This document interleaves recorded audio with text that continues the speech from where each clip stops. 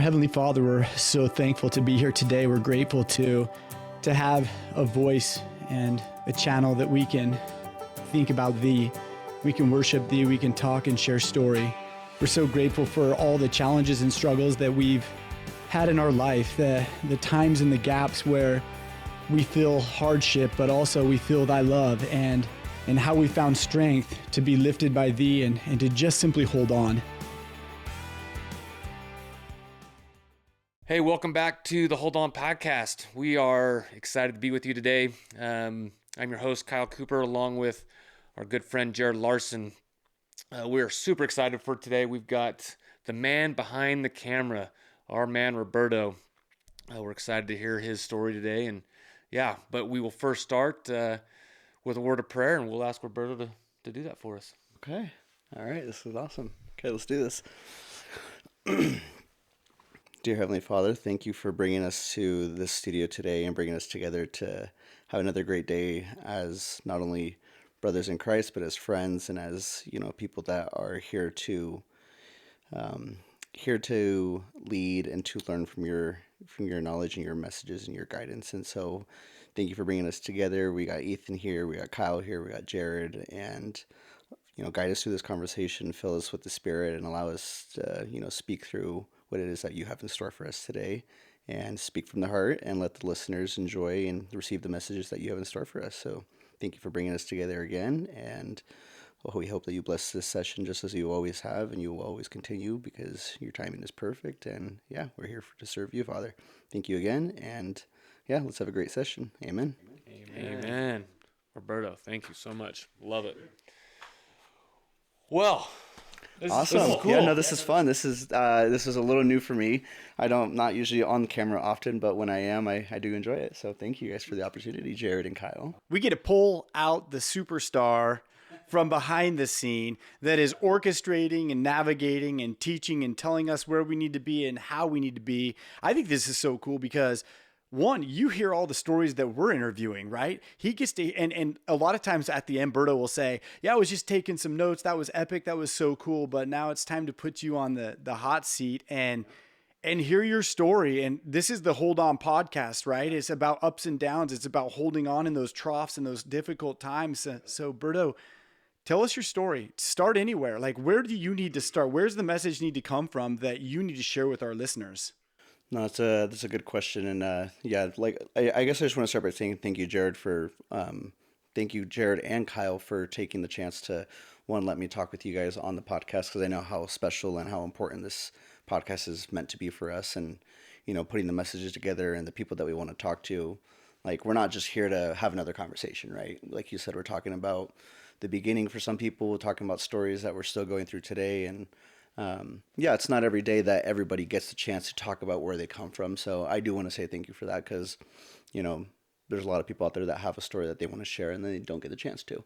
And I think that's what this podcast is a little bit about. That's kind of what my journey in my life has been about. So I'm excited to share. Hopefully everyone's excited to listen and hold on, because it's a good one, I guess. And thank you for being willing. Of course, right? Of course. That's pretty important. Yeah, and I think to even start with that message, like, to anybody that has a story, and if you have a chance to talk about it, just talk about it for sure. I've learned that a lot from you, Jared, and working with Kyle, and just hearing what you guys are trying to do. It helped to be able to sit here and chat with you guys. So thank you. The crazy thing about story, and as you jump into yours, Berto, Kyle and I have a deep philosophical belief in story. That story connects humans. Right. Story is the great connector. And so as you share your story, I hope that the listeners will engage and listen to what you're sharing, but also apply it into what they're feeling and going through in times in their life, so that we can find this commonality and this connection in story, and we can all grow as a result. Yeah. And before I start, I want to say, like, a lot of the things that I'll talk about with you guys, there are things that I've definitely processed through, I've healed from, and I've been able to develop the courage to be able to talk about them. And I want people to know that now before I start, where, like, if you have something that's, I would say kind of like still like a scar or something that's fresh or something you're holding on to emotionally or spiritually, like, being able to watch people have hard conversations is very important. So I just want to throw that out there. Like, even today, I may be able to talk about it, but it still took a lot to just be able to get to this point. So, but for me, no, it's I guess yeah. To start at the beginning, I'm a Washingtonian at heart. So born in Washington. Both of my parents are immigrants from Mexico, so they came here when they were very, very young with really nothing to their name. Um, my mom and my dad both started as field workers for the longest time, and that's what they did growing up. So I grew up, my whole family essentially grew up like working in the farms in the fields. So out in Washington, it's really big for agriculture and like fruit farming and stuff like that.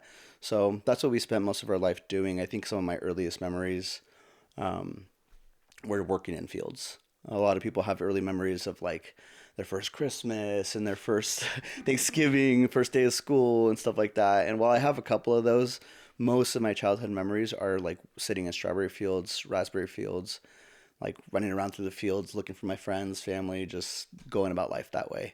So when I talk about like when I think of like normal childhood stuff or like normal beginning things, sometimes it's hard for me because I'm trying to remember like where it started. And I've always felt like I've had to kind of grow up pretty quickly. So when people are like, what's your earliest childhood memories? Like, I usually don't like answering that question because mine's like working. That's what it is. It's like carrying a bucket of strawberries or watching my little sisters or little brothers because their parents are working in the fields and farms, stuff like that. So, So, Berta, when you're talking about your early memories are in the field, right? I get that, but majority of people probably haven't done that before. What's the emotion that you felt in the field? What was it like? You're in the strawberry fields. I'm hearing that, but like, draw me in, invite me in. Yeah, honestly, like it's gonna sound weird, but I've always been somebody that has like a sense of optimism. I don't really know where it. Well, we'll get into this. When I was younger, I didn't really know where it came from. I've always had just like this weird sense that like yeah, I'm in the field, but it's okay. Like we're here. Like it's all good. Like I'm enjoying the sun. I was running around. Like I would always make some sort of like feeling of adventure. Like we're doing this today because tomorrow there's something else. Like I would always tell myself that as a little kid. I knew I was in the field today, but maybe tomorrow I'm going to school or I have track practice next week or something like that. Like I'd always be looking forward to something else. And so like while I was there, like I used to think of it as like I never liked getting up in the morning. It was like 4 a.m. It was raining. It was cold. We never wanted to go to the field. So like that part was hard. But when we got there, I was always had like this sense of optimism. I was always excited. I was like, I'm running around playing. I was kind of like full of gratitude, I guess. But like in the moments where it was the mornings and the evenings, I was a little kid and I was just tired. Like I didn't want to be there. I didn't want to be doing that stuff. I wanted to be doing something better. But like I don't typically, and this is gonna sound weird, and I'm just thinking this now. I don't think kids grow up like having like a sense of depression or like these mental issues. Like I truly think it does come from like external factors of like pressures, social pressures, economic pressures, environmental. But like I was never really sad as a kid, even though like life did seem pretty rough on the outside. Like we were poor and we were very low class, and we were working in fruit farms as children. But you were a kid. But I was a kid, right? You're a Like kid, yeah. I didn't really know what to think. So I was, as weird as it was, and as horrible as it was being in the fields, burning hot, whatever. Like I was still happy, oddly enough. And I think that's important to point out because, yeah, I didn't have a normal childhood, but they're like I remember these senses of like peace and like gratitude, and not knowing back then where they came from. Now I know where they were coming from, what they are, and we can talk more about that as the story goes on. But that was what kind of got me through, like being a little kid in the field. I love that. There's a quote that one of my mentors always shares, that happiness has more to do with your attitude than your circumstances. And as you're talking about this, I'm like, dude, you get to work in a strawberry field, like you can just eat strawberries, man. That's the what we cool. all used to do. Yeah, we'd sit there. We would just start like people would literally get there and they just start eating because it's a field of strawberries, and you just brush off a little bit of the dirt, and you eat it, then throw the little green part, and you're good to go. You keep going, but. And I wasn't the only child there too. So like when I would see other kids there, I would be like, oh, like they're kind of like me, right? Like I would get a sense. Kind of the normal. Yeah, exactly. This is what we do. Get like a sense of like some sort of community, even though that wasn't like my people, I guess. Like I didn't know any of them, but I knew I wasn't the only one going through this whole journey of being a child in the fields. Yeah. So like being there, it was really peaceful sometimes. And there were days, yeah, like I said, when I was going home at night or in the evening, it was like 6 o'clock, and all of my friends are playing outside after school, and we're coming home from the fields. Like, it was rough. Yeah. Like, there were those, I remember those moments, but during the times of being in the fields, like, it was just more of like enjoying it and being grateful that I was even around, I guess. Yeah. And I don't think kids innately, like, they don't, they're not sitting there being, oh, I'm grateful to be alive. They just have this sense of peace because wherever they're getting it from, whether it's from parental love or spiritual love or fulfillment, like, they just feel that way. And then over time, as you get exposed to other things, then you start to be like, ooh, maybe I didn't really like being in the field as much because I didn't have this social life or whatever it may have been. But yeah, that's what it was like growing up during that time. And my mom used to cook for us, and like she would send us with food throughout the day, and we would all be eating and having our lunches and everything. And I would just remember, like, this is the best thing ever. Like, just having a burrito in the middle of the field was like peace at that time. But now I think of it and I sit in a restaurant, like, I even have problems today just sitting in restaurants just eating because it's so calm. Whereas sometimes I need to be outside and like just hear these sounds and be in this, like, almost like a field again of some sort. But yeah, I don't like eating in restaurants right now. Really, like, it's sitting down, it gets too quiet, and I don't like having the roof over my head. Like, it just, I get this weird feeling about it. Okay, so as we transition into like the next step in your life, what was the biggest takeaway from that moment in your life when you consciously remember, have this vivid memory of working in the field? What was that takeaway? I mean, to keep it short, like, there's a lot of big takeaways, but I think the hardest thing was, or the biggest takeaway was just watching life unfold that way. And what I mean by that is like watching my parents navigate it, watching like cousins and uncles and other relatives, and even the people that owned and operate the farms and how they operated everything. Like, I remember how everything operated, and I would always ask like myself, like, why are things the way they are? Kind of. Those were always the questions I had when I was younger during that time. It's like, why is he the one hiring these people? Why is that guy the one driving the bus with all these people? Why are they the ones struggling to make money? Like, I was always curious why things were the way they were and why we were there. And so, like, being in the fields and being there for the longest time, I think it taught me, like, to understand, like, patience and, like, accept current situations for what they are instead of forcing them to be like, we should own the farm like that guy, or we need to start driving the bus like that guy, and figure out a way to, like, basically we were trying to figure out a way to, like, move up the ladder every time. And so my dad was very ambitious, and he would, like, when we started picking, he saw people were selling food, so then we would start selling food. And then when he realized, oh, I can go buy a van and like carpool people because we needed so many workers, he would start carpooling. And then we'd eventually open up our own farm, and we did all that stuff. Um, but it took a lot of time. It took probably about 10 years to do all that from what I remember. And we'll get a little bit further into it when things changed. But I remember the day that, like, we were just so down and broke, and then the day that, like, I was in middle school and we had the farms and everything, and realizing, like, everything that happened in between. And I didn't really realize it during the moment, but, like, after I looked back, and I was like, okay, so, like, all those times that I didn't want to be there, like, led up to this point. So it really helped me understand, like, just accepting current situations but still having the grit to, like, get through things.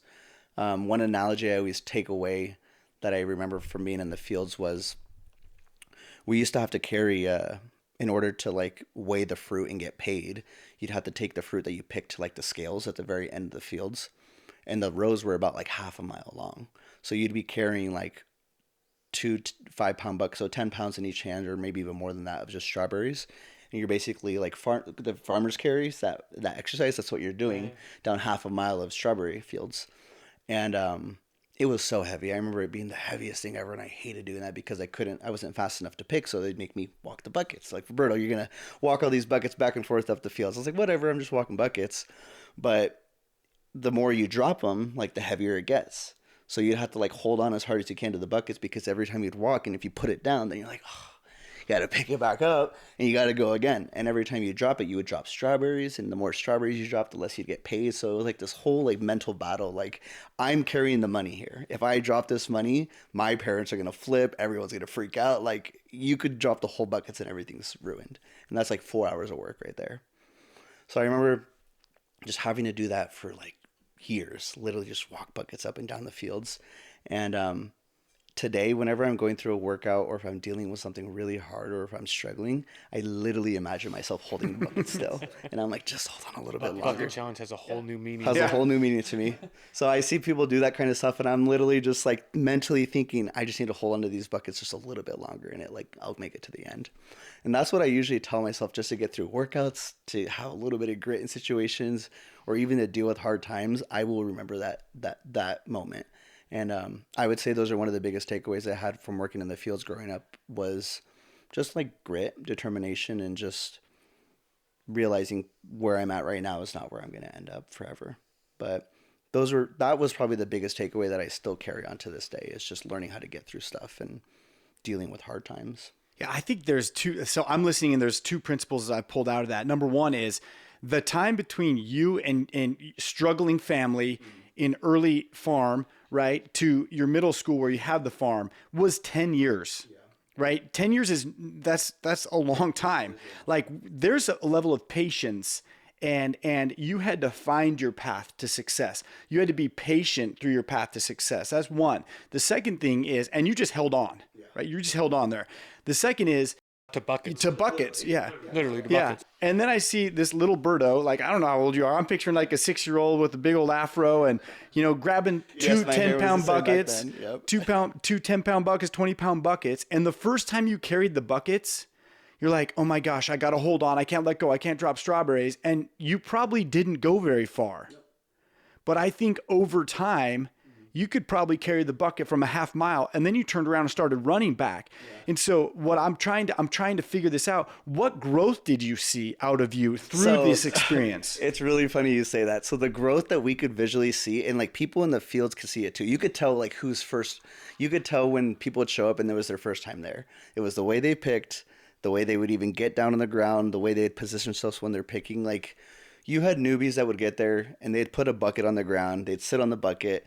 They'd arch over and they'd be picking their strawberries. But then you got guys that are like one knee on the ground, 1 foot up. And they're like moving across the field, just grabbing every berry they can. And they've been there for 3, 4, 5 years. And they're flying through these rows. And then you can see the buckets just stack up. So you see one guy, he gets like one bucket here, a bucket maybe another 500 feet away, and one more. But then you see the guy that's been doing it for 3, 4 years, he got like 10 buckets already. I don't know where the strawberries come from, but they got them lined up already. And it's like, these guys know what they're doing, or they have the patience, or they have the ability to get through this because they've been doing it for years. And like, to them, it's like second nature. And then the way you would see it with the people carrying the buckets is like the kids that were doing it for the first time, they're carrying 1 or 2 buckets. Well, the better you got, you could carry 2 buckets in this hand and 2 buckets in this hand. And when I got really good at it, and I was probably 14 was when I like realized I could figure this out. You could grab up to 3 buckets. And the guys grabbing 3 buckets, you were like, don't mess with those guys, because they're the real deal. And they're walking fast. They grab the buckets, put them down, go all the way back, grab 3 more, and they're done before half the people are. And those people, what was really interesting, what I liked about them is that they worked so hard and so fast, but then they would, and I don't know how I feel about this, but they would work so hard and so fast that they could end their workday early. And so they'd be done like around 3 o'clock waiting for the bus to show up at 5 because they couldn't leave. And so they'd like be kicking it back. But then you even had guys that were more intense and they would still even keep working.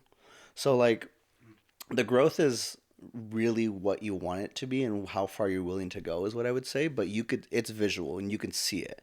You can see the differences, just like anything, like building a business or starting a family or having friends and good relationships. Like, you can see the comfort that you have with people as you meet them over time.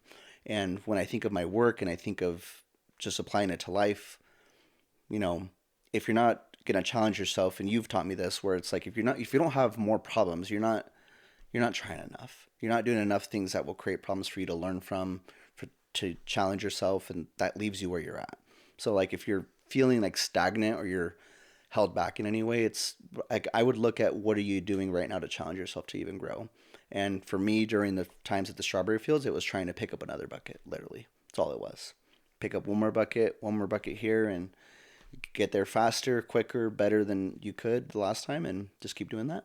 So I'm gonna call this a get real moment, right? So this is the hold on, get real moment of the day. I don't know. We'll probably have like 10 of them. I like it.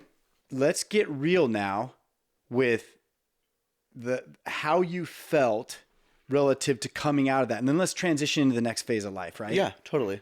So like what I was feeling from leaving that, or what do you? Yeah, I want the listeners, I want you to suck them in. You're the guy behind the camera. Now I want to pull it out of you. I want to pull the story out of you that says when you were there, as you were experiencing growth, and now you've taken the newfound growth with you into this next transition. The next transition was honestly me being not a kid anymore while still working. So like during my teenage years, I probably only worked in the field for like 3 or 4 years.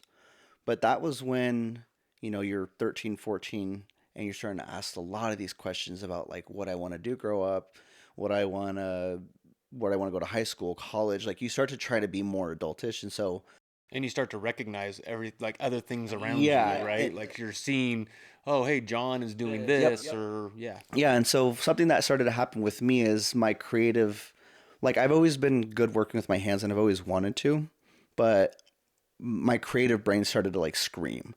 And I started to have like, I would just get really into music. I used to start to try to write songs while I was literally in these strawberry fields.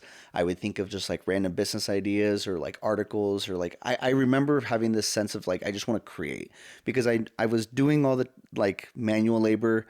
I knew I could do stuff with my body. I was still running at the time. Like I was in middle school and I was doing track. So I was pretty good at that. So all this physical work was happening in my life. My brain was kind of just like, I need a creative output.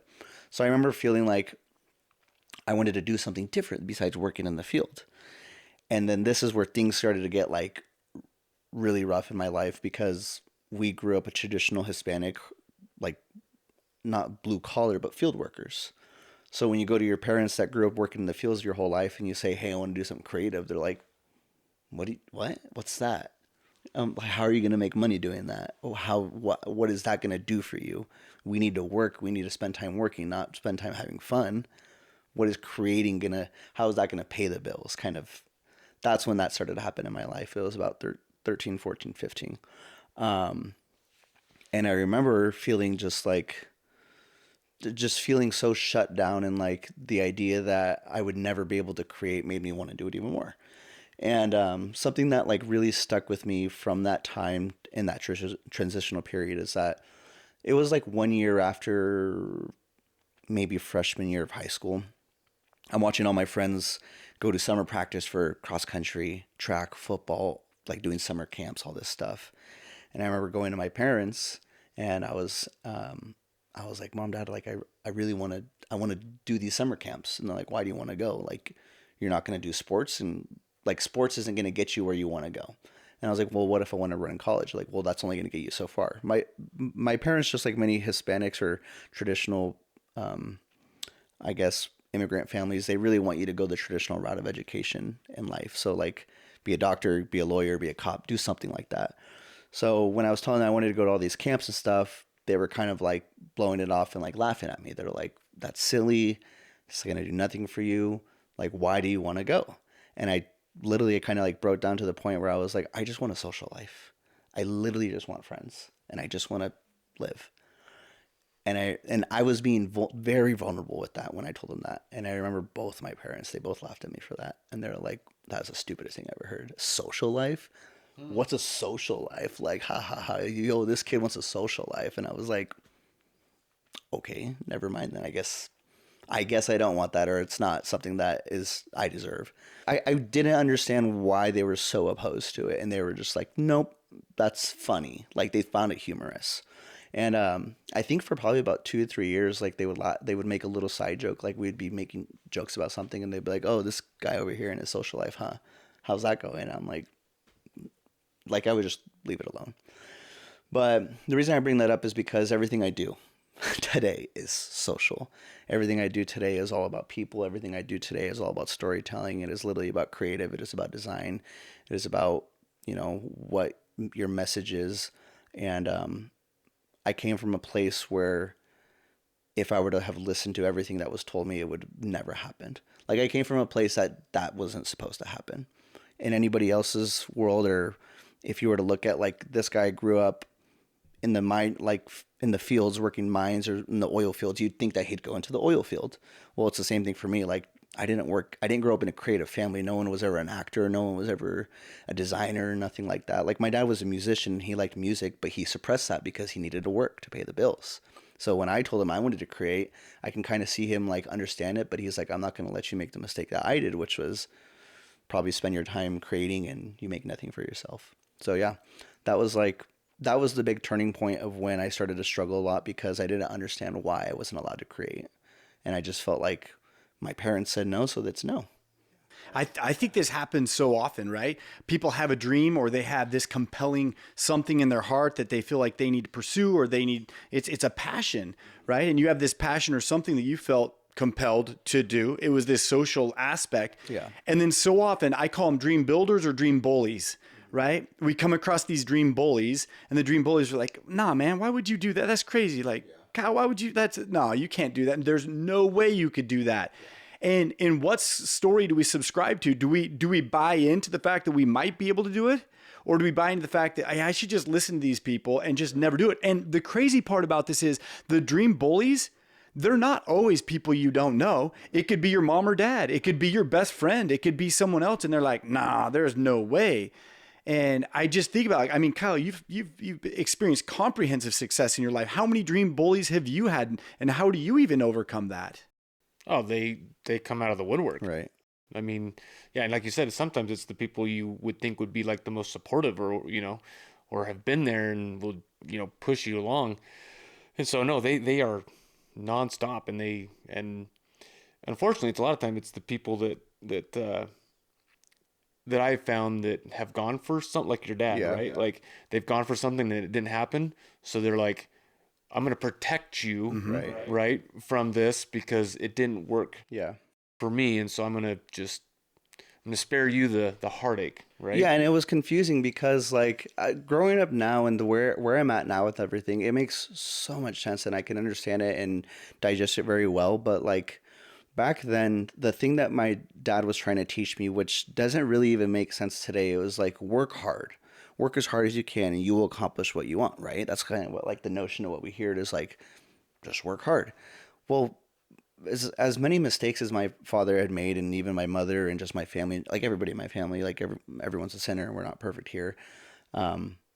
He was one of the hardest workers I've ever met, but we were so broke.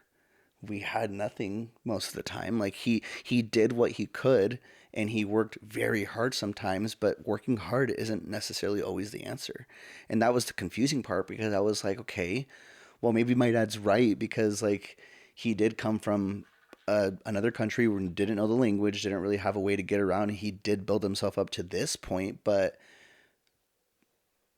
I still don't know what really brought him there. Was it because he actually worked so hard every single day and just never gave up, or was there something that was helping him along the way?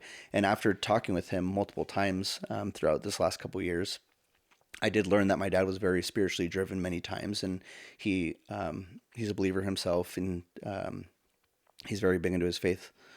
Back then, growing up, kind of lost his ways a little bit throughout his adulthood, and then kind of found his way back now, but I talked to him once and he was like, honestly, some days I just had to pray.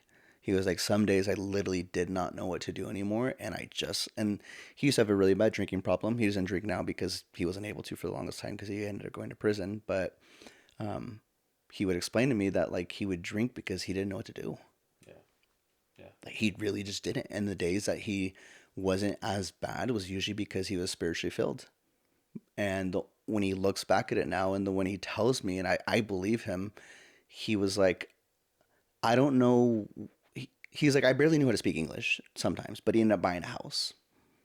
Like things like that. You're like, he's like, I don't know how I did it, but like just something in my heart told me to go ask this lady for help. And when I asked her for help, she brought me help this way. And then I kept asking people for help. And I realized that the more I asked for help and I put myself out there, like I could get these things done. Before I know it, my dad, that again had really nothing to his name.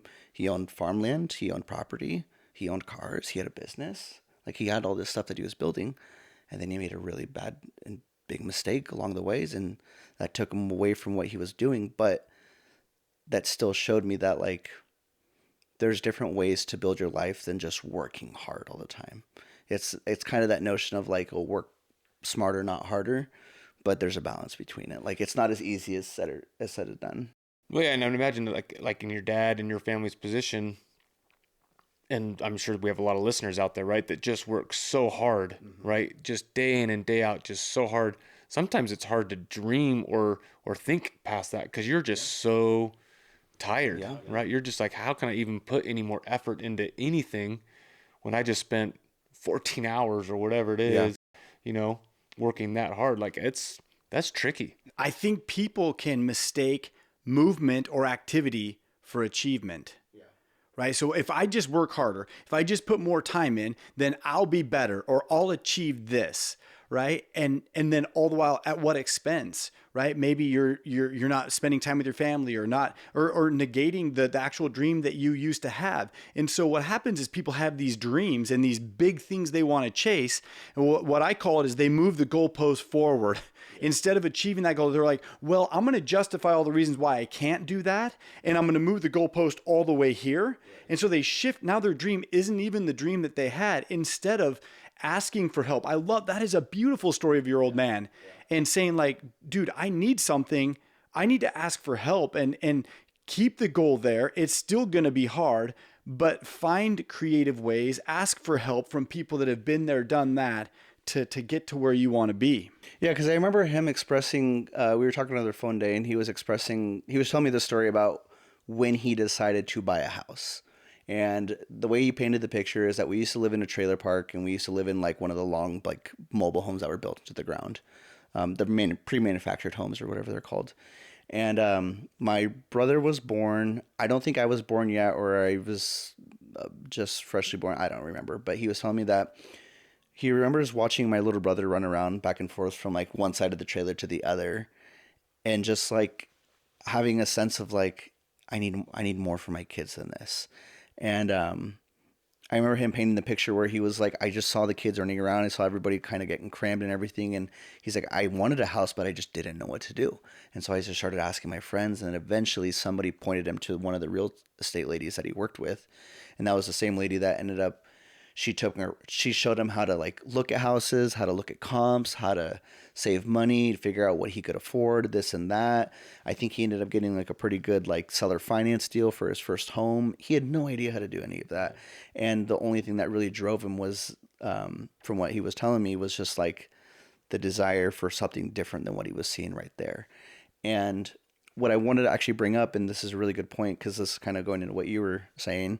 I just recently learned that a lot of the depressive or like procrastination states that many people are in, myself and people that are listening, come from like three big things, which is, well, the main one that it comes from is lack of clarity. So when you don't have clarity, you don't really know what to do, what move to make, kind of like what you were saying. Like if you're working 14 hours and you don't really know what the end goal is, how are you supposed to be ambitious enough or have enough courage to then go and do a side project or open up a side business or something like that? And so having clarity will lead to confidence. So my dad wanted a house, so he had a clear vision of what he wanted. And when he started to know, okay, I need to ask for people, he got more confident in the process. Got more confident in the process over time to buy a house. And then eventually, even though he was an immigrant with really no money to his name, a lot of people can usually lean on like parents or grandparents or somebody, like if they're going to go buy a property, have a cosigner or something. He didn't have any of that. But with the clarity and the confidence that he had enough courage to then go get the property. And those three things, what I've just learned recently, now I look back at it, were really just how we navigated through life, how I navigated through a lot of the life, which was finding the clarity in the current times that I was in, building some confidence around that, like, okay, it's going to work out eventually, and then just having the courage to keep going. Yeah, those were the three things that I think that like took me from that point to fast forward just to even today. If I were to skip everything, like those are the three big things that really changed everything for me. So after you get out of this phase of your life, what was the next hardest thing that you had to endure? What was something you had to go through? You had to grit your teeth. You had to hold on. Yeah, so like there's a bunch of details I still left out from the beginning, which I don't need to add in, but like to give it a full story, like again, like my parents were really old fashioned, so when I would get in trouble or when I get disciplined, I'd get disciplined in an old fashioned way, which at that time was like being hit by like my dad. And so we did grow up in like a somewhat abusive household when it came to our parents because they were very old school. And then when my dad got himself in trouble when I was like about my sophomore year of high school, he ended up going to getting arrested. It kind of just left my mom, the rest of my siblings. But How many siblings do you I have? have there's 9 of us, so I have 8 siblings. Yeah, all both same parents too. So there's 11 of us in our whole family. Um, so essentially, I grew up with that whole life. Like I never thought I was gonna get away from it, and then one day everything changed. Literally in one day, I come back from school one day. Something's going on with my mom. She's upset about something. I don't know what's happening. My sisters are upset. Police are now showing up, and I'm like, what the heck is this? Like? I literally just came home from school. And I remember very specifically because it was homecoming night my sophomore year, and I was waiting for my dad to come home so I could ask him for permission to go to homecoming night. And I was like, my mom didn't want to tell me what was happening, so she was like, yeah, just like wait around. I was like, all right, like, and I'm impatiently waiting. I was like, well, like when is dad gonna be home? Because I need to ask him like if I can go to this dance tonight. And literally, I think it was like an hour before the dance, she like takes me to the living room and she's like, your dad's not coming home. And I was like, what happened? And I remember her telling me, and I remember sitting there just like, I didn't believe her. I was like, what is she talking about? Like that, what? And I go outside and I'm just thinking, like, all I wanted that day was to go to the homecoming dance. Yeah. Literally, that's all I wanted. Is I was like, I just need this guy to come home so I can ask him to go to the homecoming dance with like a girl I wanted to go with. That's what I was worried about. And then in like 30 seconds, I did. That's I had to worry about something else. And I think ever since then, now that I think about it, I kind of wish I would have been more emotionally aware of how to handle that, because I think at that point in time, all I did after that was like worry, because my whole life just like kind of blew up. Everything I knew, and my father and my sister and my mother, everything was basically a lie. It's like what had hit me in the face. And so after that, I questioned everything. Any person that walked into my life, any person that wanted to be my friend, any girl that I ever talked to, any teacher that was around me, I was just like, I don't know if you're telling the truth. Because this person that was supposed to be telling the truth to me for 16 years of my life wasn't. And yeah, so just having to navigate going from one life thinking one way to then your brain forcefully changing because something happened to you was probably the next hardest thing that I had to deal with. And I was 16 when this all happened. So I was in the prime moment where I started dating, just talking to girls. I needed my dad around. I needed some advice from him. But I got none of it, and I couldn't get it. I didn't know who to talk to. I was too embarrassed to tell my guy friends that my dad is gone now. I didn't want to admit it to anybody. Even some of my closest friends, they never knew until about a year later. And the only reason they found out is because like it got like in the newspaper, and somebody ended up telling one of my friends at school, and then everyone found out. And then everybody's like, "Oh, your dad's in prison," kind of like. So then it started to exclude me, and I started to get separated from all the friends that I had growing up through high school and middle school, and people were just like, I don't want to be friends with somebody that their dad's in prison, essentially, is what it was. So, in complete honesty and truth, during that time, I started to rebel really badly. Yeah. So, I started to smoke weed as a little kid. Literally, I think I was about 15 years old the first time I ever did it. I never really drank because I saw my dad drink a ton. So, like, that was always repulsive to me. So, I've never been like a drinker or anything. I started skipping school. I started just like ignoring everybody. Stopped doing my homework. I used to be in 7th grade. I was like in all those like advanced math classes, and by 8th grade and freshman year, I was like in algebra 2 again. Like I was just literally falling behind.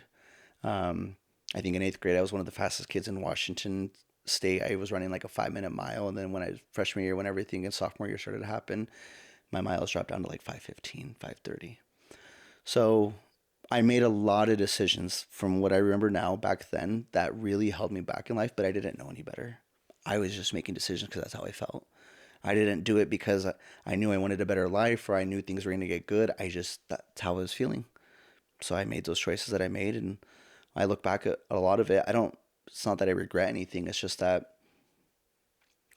I look back at it and I think, what if I would have made a better, more conscious decision, or I knew better? Would I have been the person I am today, a better version of myself, or whatever? It's not something I think about a lot, but like when I have the conversation, those thoughts come up. And I think about my kids in the future, where it's like, well, I just don't want them to have lack of knowledge. Like they're gonna make mistakes, right? Your kids are gonna put themselves in trouble. They'll put themselves in danger one day or something. But just them not knowing, I think, is more dangerous than them never experiencing it. And them never knowing what's out there or what can possibly happen to them is a lot more dangerous than them actually going through it. So that was a lot of what I had to struggle with after everything happened with my parents, my dad specifically. But that was probably all the way up until I was my senior year of high school. And then when I met my ex-wife that I was married with and I was with for 8 years and I had kids with, that was a majority of like my high school career. And it was just things were happening. I got suspended my senior year of high school. I almost twice. It was one time towards the end because I was again hanging out with the wrong people, and I even had teachers senior year of high school. They were having bets that whether I was going to go to college or not. They're like, "You're not going to go." I was like, when we would joke, I would joke with them. I was like, "Watch me, like I'll prove you wrong." And they're like, "Roberto, like you're funny and everything, but like you're not going." Funny enough, I graduated high school early. I got my associate's and my high school diploma my senior year of high school. I kind of pulled my head out of my butt a little bit towards senior year because I had my older sister. I still had my mom to slap some sense into me. I really had support around me, even though I didn't feel like I did. I had a lot of people that were in my corner rooting for me throughout that whole time, and I'm so grateful they always were. And I didn't know they were there most of the time. When I talk to you guys about it now, I know that there's the reason why I made it is because there were people that were holding on for me, even though I wasn't. And sometimes you need that. Sometimes you need to recognize that when you can't hold on to something or to the next thing that you're trying to get to, there are people that will hold on for you. That's the crazy part that I think I learned when I went through all of that is that there were some teachers, my sister, even my mom and siblings, and they were the ones that were holding on to me more than I was for myself. Yeah. Yeah. And that was up until I was about 18 years old. Yeah. So that was 10 years ago as well. Yeah. Because I'm 28 now. And I look back at it and I was like, what a time. So this youth, this childhood, this upbringing, and now like successful Roberto today, how have you shifted your mindset? How have you shifted your perspective to find success, to overcome? Well, I was going to say just and to expand on that, right? Because you talked about going from being pretty optimistic, right, growing up, and then situations happen with your dad. You go to now I'm like questioning everything, kind of probably more and more pessimistic. Yep. Right. So yeah. So when did that transition switch back to the Roberto we know today? So the transition really started to switch when I did meet my ex, because at that time, yeah, it was a relationship and I was just wanting to meet somebody and I was 18 years old. She had just turned 18 as well. We met when we were working at the new Dairy Queen that opened up in our hometown. I grew up working, right? So I was already graduating high school early. I was trying to finish stuff. And what was my first inclination? Go get a job. I was like, I need to keep working. Like I need to follow the rules that we set out. So I go and I play at this Dairy Queen. And I remember just being there and it was like the first chance that they gave, like that job was the first chance I had to like kind of try to be a leader in the real world because corporate came down, corporate Dairy Queen. They're like, we're going to train you guys. And this was the first experience I ever had in corporate America where like, they'll try to hype you up so hard to be like, we are the biggest, closest family you will ever have. And like, if you stick with us, like we'll take you to the top. And I bought it. I was like, oh, yeah, I like these guys. Like they'll take care of me. So I started working really hard. I started to be really good at what I did. But then I told one of the managers I was going to college and she was like, oh, you're going to go to college? I was like, yeah. She's like, well, we can't like promote you as shift lead because you're going to leave anyways. Like, it's just a waste of time. So we're going to put somebody else in as shift leader, which was the person they put as a shift leader was my ex-wife. So they put her in and I was one of the crew members. And then that's how we met is she was technically my boss, even though she's like 2 months younger than me or a month younger than me. And, I remember that time being just interesting because I was graduating college and high school at the same time. I was growing up really fast. I wanted to start making money. So I was like, you know what? This is like, I got away from the high school stuff and I was like, this is like a new chance to like start something new. But quickly, like what I realized is I started to experience the old stories of like working hard and staying at Dairy Queen till like 2 a.m. and cleaning grills and greasers and all this stuff and getting paid like $11 an hour. And I was like, okay, I'm starting to feel like that hard work story is not working again. Like I was scrubbing I remember degreasers and fry makers and all this stuff till like 2 a.m. And I was like, what am I doing? Like, I was just confused one day and I stood up. I was like, I'm going to go home. Like, I'm tired. I don't know why I'm doing this. Like, I know they're paying me, but like, I don't want to get paid to do this. So I was like, I'm going to leave.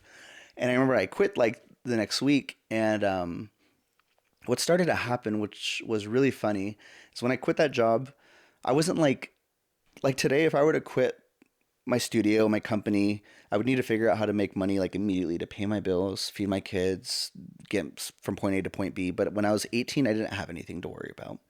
So I willingly quit and I was like, I'm going to go do something else. And during this time, this is when I learned a little bit more about like opportunity cost, I guess, which was the more I put myself out there after I quit my job, I had more people like believe in me and give me a chance to like have a job. So I used to do like landscaping stuff and I would meet people and I'd be like, hey, I'm new to landscaping and I would love to like do your yard or something like that. And the guy would be like $50. Like, I want to see what you got. I would do it and he'd be like, oh, come back next week and like, I want you to do this now. Pay me $100.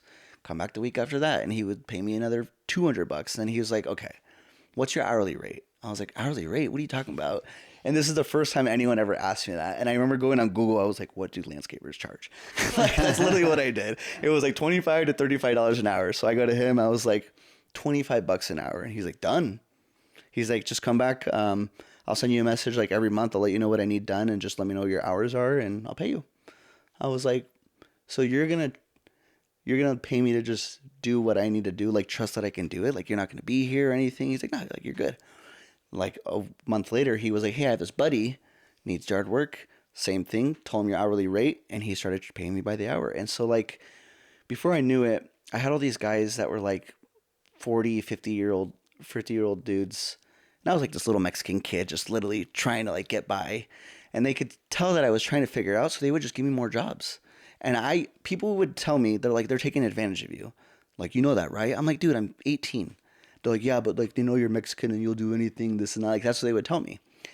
But as I would do more of these jobs, these guys would get more important. And I remember one of my clients at the time, he was like the operator for, the construction company CAT, or the crane Equipment? Yeah, the equipments. So he was like a hydraulics operator for like all of Washington. And I met him at like this resort thing, this like private campground. And I remember him telling me, he was like, hey, he's like, I love your hustle. I love what you're doing, man. He's like, but if you're ever interested, like, I work at corporate for like this equipment company and I'd love to get you in like a hydraulic specialist. He's like, it seems like you'd be able to do it. We make like 80 grand a year.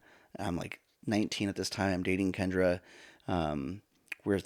We were probably about 2 or 3 years into the relationship. And I remember that I was like, I got a break, but essentially he was like, I can pay you right off the bat. Like, we can get you on, put you in a corporate, and in 3 years you could be making 6 figures. And that was the first time that I was like, okay, I spent all this time doing this and I can take this job now, or maybe, just maybe, there'll be another bigger opportunity down the road. It didn't feel right to say yes. So I was like, thank you. Like, I appreciate it, but like, I don't think that's for me. And he was like, all right, like, no problem. Like, I just want you to know that, like, honestly, you saying no, he's like, it's showing me that like you have plans. Like, you have plans to go do other things. So he's like, I'm glad that you said no and I want to support you and you do that. So he kept hiring me to just be a client. And before you know it, I had all these dudes that I met from Microsoft, Amazon, and all these people. And they were optimistic for me. They were like, keep going. They're like, you know what? Like, I want to give you this, but then they would like take it away. They're like, actually, like, you don't need that. I was like, wait. Like, I changed my mind almost. I'd be like, I mean, I wouldn't mind. And he's like, no. He's like, just take my number. He's like, if you ever need anything one day, like, give me a call. And I think about it now, and I wish I was better at networking back then, but I was like 19 or 20. I collected so many phone numbers of people that were like, call me one day. I want to hear from you. And one day, if I find all those numbers, I will call people.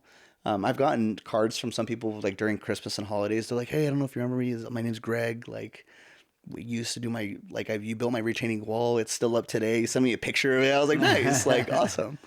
So what I realized pretty quickly was like, when I would put myself out there, not only did I have to like develop the courage and like confidence to keep going, but I had to recognize like the optimism that other people will have for you.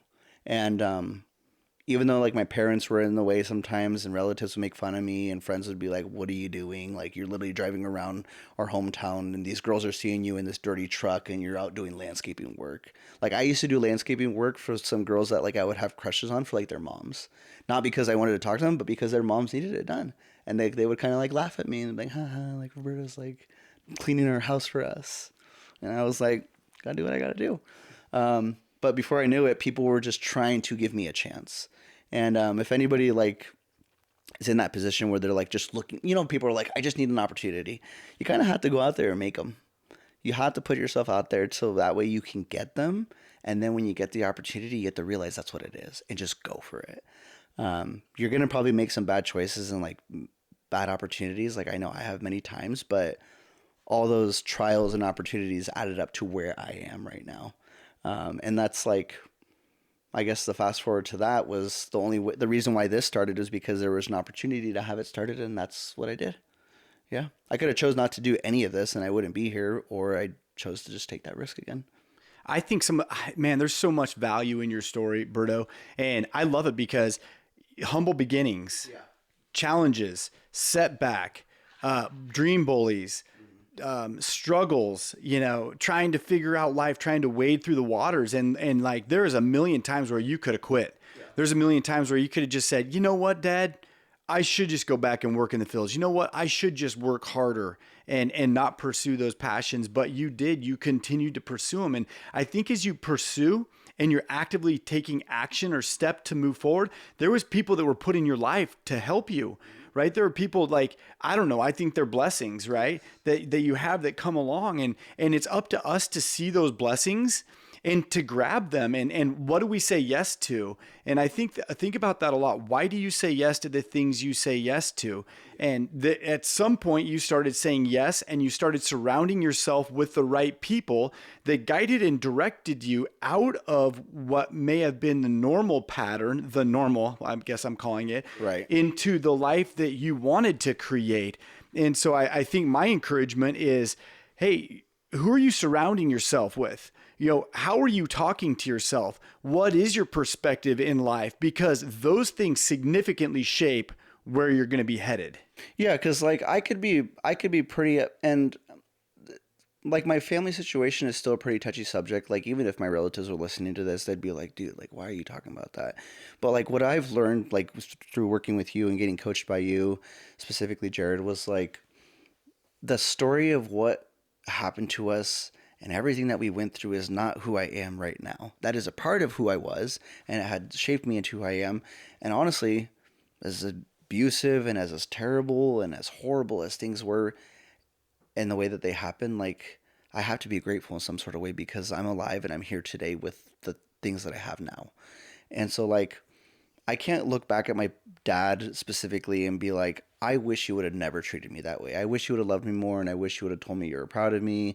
You actually hugged me and did all these things. But frankly, if you would have done that, I wouldn't be who I am right now.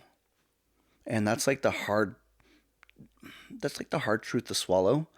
Like I used to get pretty worked up and emotional about thinking about like that loss of love for my father that I never got, but I'm kind of grateful for it today because it has taught me to be a better dad to my own kids, to be a better spouse and partner to my future partner or any girl that I could possibly date, and to be a better friend and business partner and all these things that I try to do today. I'm not perfect. I still make mistakes, but my mom used to say some people just don't suffer enough. And sometimes I'm very grateful for my suffering because it is what brought me to where I am today. Well, and what's really cool about that is, right, we know that we're not going to be tested further than what we're able to handle. Right. And so like you're a testimony to that. Like what a great story to share that you've been able to go through this and choose the path that you're on. Yeah. Right. Because you could have gone a different direction. Yeah. Right. And could have held hate in your heart and really just been despiteful and I think that's important for our listeners to know, like that's a choice. Yeah. And for whatever reason, like Jared said, like people were put into your life and you made choices to where you chose, maybe not always, right? Yeah, we're always in that same boat where we made the wrong choice. We're like, oh, that was not the direction I wanted to go. So I think that's a really important part of the message. Yeah. Yeah. And I to to keep it like on topic and what we're the theme of the show is that like all this knowledge or gratitude or the way that I'm speaking today really didn't shift until about like the last year and a half. So everything really started to come together in this last year and a half. Um, What changed? Like how? the biggest change, the biggest change, if I was giving it specific, is I went to a business development retreat that ended up turning into a personal development retreat that ended up leading to me recommitting my life back to God. And I remember the month, I remember the year. It was the September weekend, the weekend before my birthday, about 2 years ago at this point. And I had just gotten divorced. I had just lost basically my children and the life that I had with them. I used to be married and with my ex for about 8 years. I have 2 kids. And I used to be a dad that never wanted to miss my kids going to sleep. So I'd always tuck Rudy in to go to bed. And even when Isabella was born, like even if I was working late or if I was out hanging out with friends, I would go home so they could see me when they went to bed. That was always my thing. Like for some reason in my brain, that was my non-negotiable. And so I never expected my life to be any different. So that's all I planned it to be. But then obviously one day when the divorce happened and we split up, that was no longer my life. So I basically lost the life that I thought I was going to have with my kids forever. I lost the partner that I planned to be with for a long time. My old business partner ended up stealing like $1.1 million from one of his investors that he used to help me start my company. So now I got this, my business partner betrayed me. My ex ended up leaving me, and then I lost custody with my children essentially. And I was out in Spokane, Washington by myself with no family around me. Got in a car accident. I lost my car, ended up being homeless for a couple months. And then I was living in my studio, which was in downtown Boise, Idaho for about 6 months. Sleeping in my office, working like I'd get up, I'd work with clients, I'd go across the street, I'd shower in this private bathroom that I got access to. And I did that for 6 months. I think about 3 months after that, I met Jared. And that's when, if Jared can remember this story, but he came to my studio and it was kind of like, it's a little musty, a little fallen apart, a little old. And little did Jared know at that time is that I was just at that time, like I was just able to catch my breath. The day that this guy walked in, I was catching my breath and I was like, okay, like maybe if I get one more big client, like things will work out now. He walks in and I'm like, I'm not prepared at all because like my brain's just frazzled. I knew I needed a Jared, but I didn't know when Jared was going to come. Well, God provided him and walked in my door. Again, his timing is perfect because I did not anticipate Jared to come through. And Jared comes through and I'm in the middle of like trying to figure out how to like keep the studio open. And then I'm talking to him like I'm so confident. Like, yeah, we're good. Like business is rolling. Like, yeah, I can help you out, man. Like, no sweat. Like, yeah, I got my creator over here, my editor over here. They're barely getting paid. And I'm just like, we got you. And he's coming to me for something he needs, and I'm just trying to stay as confident and as clear that I can help this guy. I was like, I know I can help him. Like, he just has to give me a shot. And fast forward to today, I mean, we're sitting here together, working together, and so it obviously worked out in some sense. But during that, We all need a Jared. Yeah. Just so you know, like we all need a Jared. We all need our Jared. So And we had a coaching session together, Jared and I, where we did a mission and vision training. And to be fully transparent, he broke me during that training. He knew that there was something in me, or the Lord had sent him to see me for who I was, not for what I was showing him, but for who I truly was.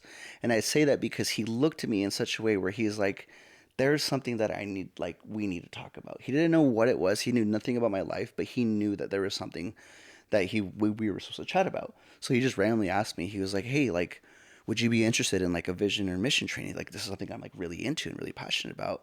And I'm actually really into that stuff too. I learned about it in business and everything. So I thought he was going to give me like a legit, just like business training.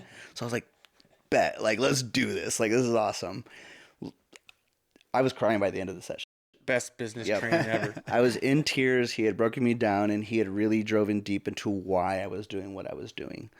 And by the end of that session, I remember like I started journaling and I was writing about that night that I had met Jared in the coaching session, and I was still crying like throughout the night because he had just pulled it out of me that like a lot of the pain that I was feeling, I was still holding on to.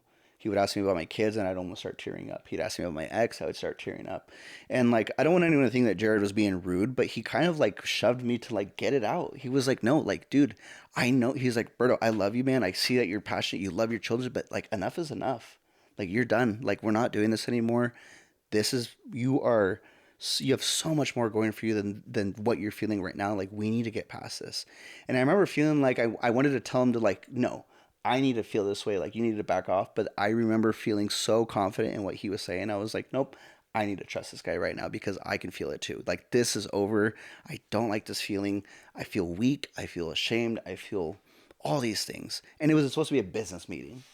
So I'm like, what the heck just happened? I remember getting off the phone and I'm like, did like he just like crack every like little thing I had in my body? And I remember waking up that next morning and I just felt ready to just like go at it again. And I was like, wow, I feel so good. And I felt so driven and I felt so alive. And he was challenging me to do some more content and some more videos. And I started posting more on my Facebook and social media. And through that, we just got so much busier again that like I kind of fell off on doing that. But like he pushed me to a new level, which has brought me to where I am right now. And there's been so many people in my life that have done that. And right now, Jared's like the most recent thing in my life that has brought me to this point. I mean, he brought us together, right? Oh, yeah. So like I have really, glory to God, for everything that he's done for you guys and in your life, that he's brought us to this point. And that's just, yeah, that's kind of where I've full circle. Well, I think that brings us back to why we have Hold On, right? What this is a perfect example of Hold On, why, how God puts things in our lives if we just hold on. Mm-hmm. Like, yeah, had Jared not knocked on your door, mm-hmm. and then it's just so it, and as listeners, the stories will continue to grow and put all the points together, but it is absolutely just amazing how he works. Yeah, and to tie it together and like kind of put an end to all of it was when I told you guys about like my early childhood memories, a majority of them is working, but then a majority of them that are actual like school memories were things that were like not positive. And the last one that I'll end on was kind of what brought us to this point today, is that in second grade we used to do like family, like the report card nights. So parents would come down. Parent-teacher conference. Parent-teacher, there you go. For me, and if anyone can relate out there, like I'm sure that, and like my heart goes out to them because I'm sure this all happens to kids today, but parent-teacher conference was the worst time in my life for me when I was a kid because I knew I was misbehaving and I was a talker. So I used to get in trouble all the time for yapping, right? They'd write me up or they would literally be like, Roberto talks too much in class when he should be listening. That's literally what my report cards would say up until like 6th grade, maybe 7th grade, maybe even freshman year of high school. I can't remember. So my report cards, and the teachers didn't know any better, but when my parents would come, they would be like, well, your son's great and all, but he does all this. And so they're telling them all this bad stuff that I was doing. And so then I'd go home, I'd get in trouble. And I'd get in a lot of trouble. And I remember 2nd grade year, I was in 2nd grade. So I was young, guys. Like I was a little kid. Yeah. Like you both have kids. Imagine trying to discipline a 2nd grader for talking in class. Well, it was usually getting hit by a bell or getting hit by something. It was very abusive. It was not good at all. And that used to happen to me all the way up until freshman year of high school, until I stopped doing that. And I stopped getting in trouble because I stopped talking. I finally basically got the short version. I basically got beat out of me the desire to talk. So yeah, by the time freshman year rolled around, I stopped getting in trouble for that. So I stopped talking. People were like, Berto, you don't talk as much. You're not smiling as much. And I never really could pinpoint why it was happening, but it was happening. So high school year rolls around and I stopped chatting like that. So I'm not getting in trouble like that anymore. But that was also the same time that my dad went to jail. So he's gone. That whole situation died down. And from high school all the way up until I was like 21, I was just quiet all the time. Never really said much. Kept to myself, kind of moved in silent. And when COVID hit, I just got this bug to like start talking to people again. So I started a podcast. It was called the Running Start Podcast. And I would talk to people in specific fields and ask them to give us advice. So that way anyone that wanted to go into that field would get like a running start into their career. I like it. But it was also called Running Start because I was part of the Running Start program in high school. And that's how I graduated college early. So it was kind of like it had some meaning. Yeah, it had some meaning. It was important to me, and it was a program that I was a part of that changed my life. So I wanted to do that as a podcast. And I just got caught up in all the technical stuff. It was really hard, so I stopped doing it. And 3 years later, I tried doing another one again. I quit again for the same reason, because it was too technical, too hard, too much work, too much equipment. And then the third time I did it, I started a show with my old co-founder, and we started Speak Studios, and our first podcast, which like our first podcast was called Speak Spokane. So we talked to business owners in Spokane, Washington, interview them, hear their stories. And after like the third guest, they were like, I want to do this too.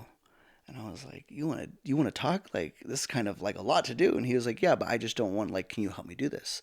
So like after like 6 episodes, I stopped doing the podcast and I just started helping people tell their stories. So I literally stopped producing. And I was like, this isn't what I want to do. I'm going to start helping other people. So we produced over like 50 or 60 shows from Spokane to Coeur d'Alene before we came into Boise. And came into Boise, and we launched with like 70 plus creators at that time.